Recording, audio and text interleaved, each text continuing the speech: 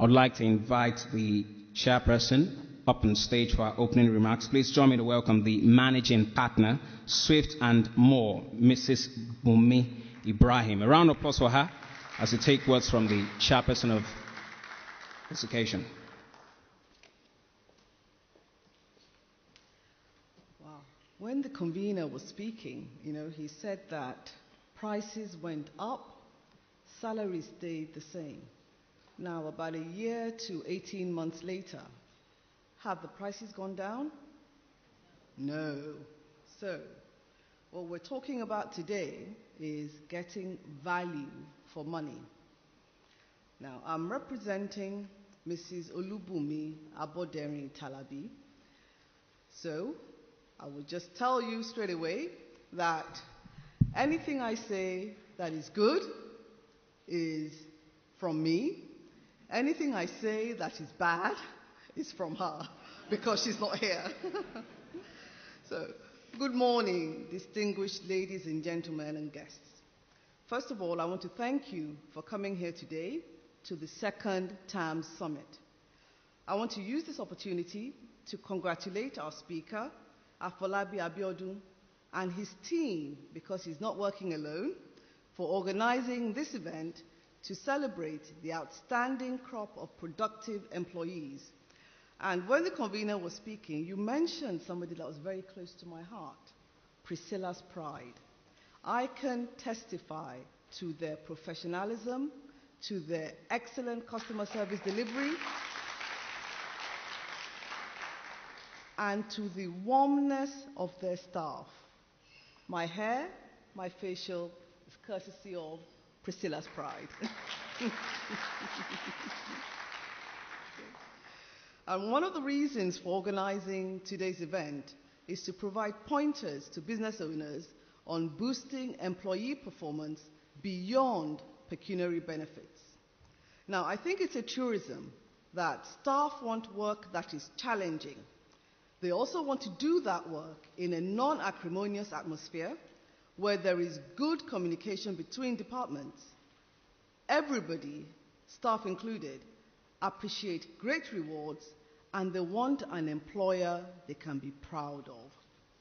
Now, for the business owner, paying a decent salary is important, but employers who see and understand that each staff member is a whole human being gets more out of their team in the long run.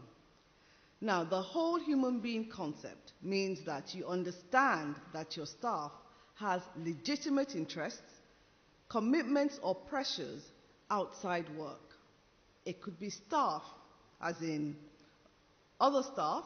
It could be children, wife, husband, elderly parents, health concerns, transportation issues, and so on and so forth.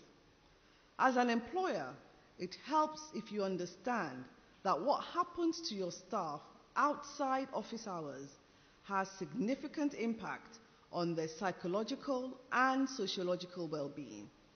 This, in turn, affects their productivity and, ultimately, your profit margin. Yes, you can take care of your staff financially, but the companies that consistently rank in the top 10 of best places to work recognize that providing a work environment that offers psychological safety and sociological support is a surefire way to boost employee performance beyond pecuniary benefits. Now, I'm going to talk about the 3 C's: character, culture, and communication. To have a physiologically safe work environment, you first of all only hire the right kind of people that will fit into your vision for your company. You have to have a stone-cold, some would say a stone-hearted understanding of the personality type you are looking for in all your recruits.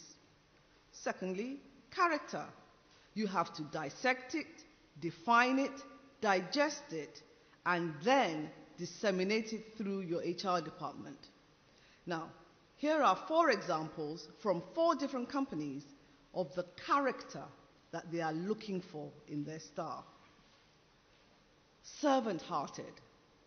That comes from Credo. loves big challenges and welcomes big challenges. That's Google. Are you surprised? The third example, playful yet disciplined, humble, curious, respectful. That's from Grover. And the last one says, we value people who make good decisions, are intentional, prioritize well, correct quickly, and know themselves. That's what CCSA is looking for in their staff. Now, number 2, culture.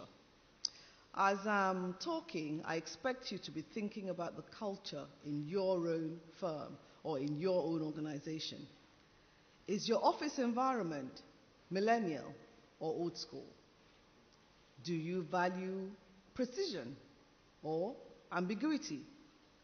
Does your industry require your work mode to be slow and methodical, or must you move at lightning speed?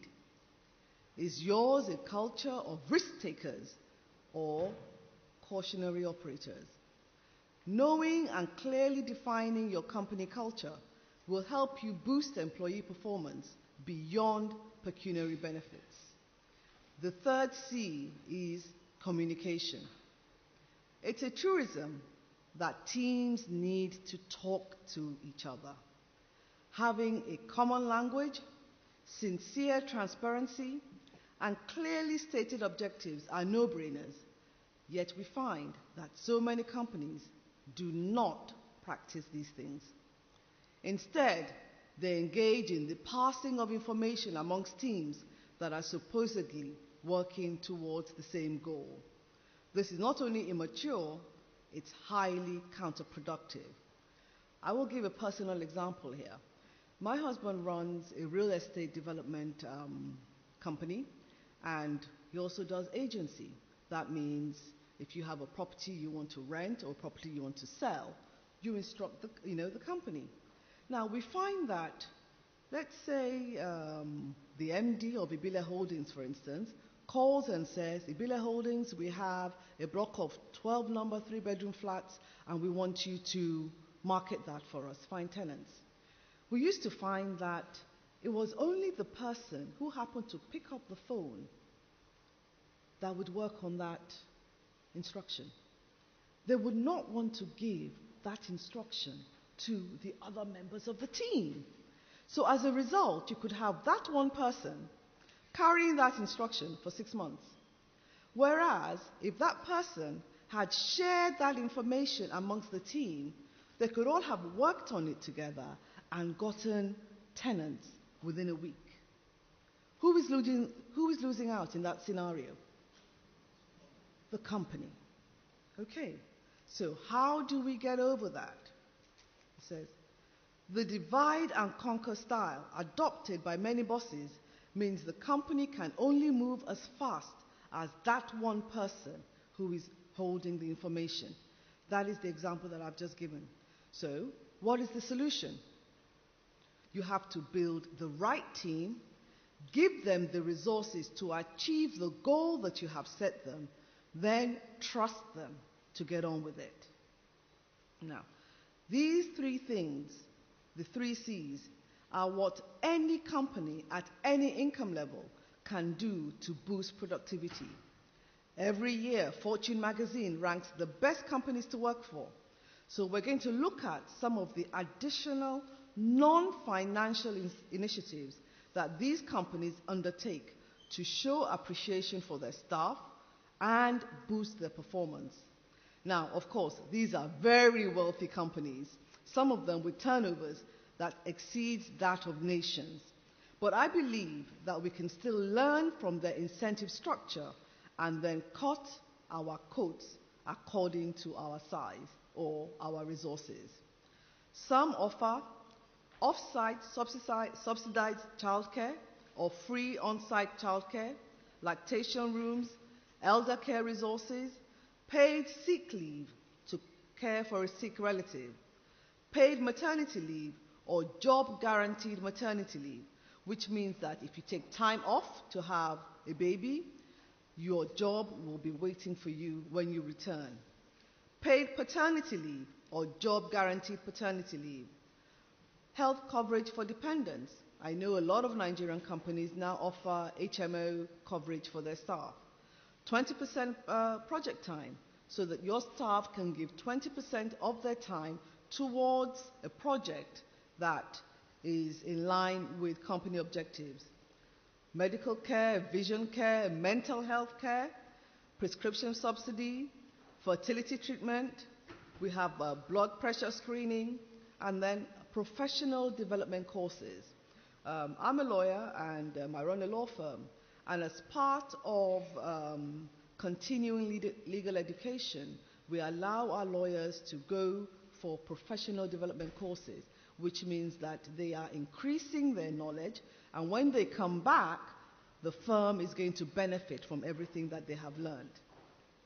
Some of the other things here are team recognition. It's not just, oh, you did well, you brought in that brief. You can give something to say thank you. Meeting the boss, the CEO, or the chairman one-on-one. A bucket list or dream employment. Laptop/iPad reimbursement. A telecommute. Changing work hours to combat traffic stress. For instance, Chevron staff, they start work at 7 a.m. and they finish at 3 p.m. You can have a compressed work week. You can decide, okay, let them work Monday to Thursday. A flexible work schedule. A flexible location. Can your staff work at a branch that is closer to them instead of coming to the head office?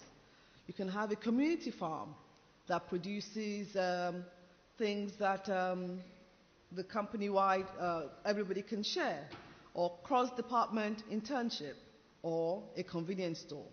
Now, these are just some of the ways that companies can motivate their staff. In summary, to boost employee performance beyond pecuniary incentives, you have to give yourself a short-term goal and a long-term goal. Your short-term goal is to surprise and delight your staff. Your long-term goal is to give them a cause to which they can be committed. Employees want a good salary. The higher the better. But more than that, they want to be able to brag about the place they work. They want to be able to say, we have special and unique benefits here. I am given the resources and equipment I need to do my job. Or I am able to take time off from work when I think is necessary. They should also be able to say, management is honest and ethical in its business practices, and so on and so forth.